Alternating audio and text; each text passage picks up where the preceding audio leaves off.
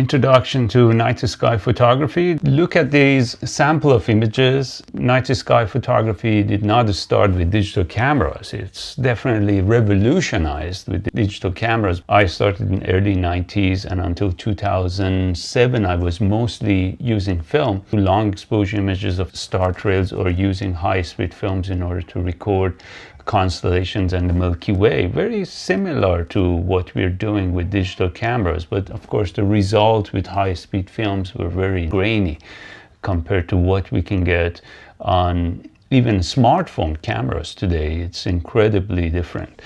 But the method is still very similar. That's why I like to share with you some of my old school night sky photography techniques as well. Other instructors might rely mainly on blending images and making photo composites. My type of photography is more on the side of documentary, and single exposure photos do have values from my perspective, so I like to rely on that. And with today cameras which are less noisy, has better dynamic range in high ISO, it is possible to do many types of astrophotography with single exposures.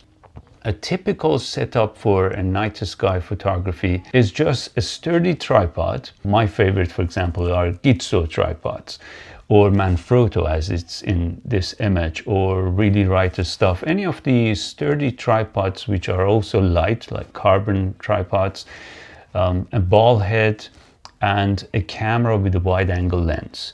It's needed to be a fast prime wide angle lens in order to capture everything in a dark environment. You need to move from one location to the other. Then comes the creative part, the planning part.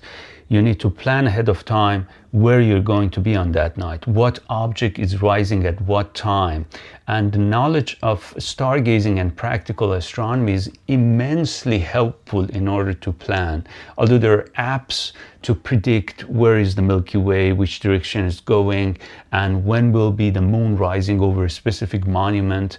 But still, knowing practical astronomy, knowing the constellations and stargazing principles is really helpful. It's like any other field of photography. If you want to be a fashion photographer, you need to know the business and industry.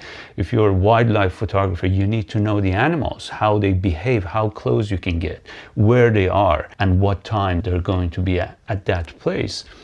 It's similar with the night sky.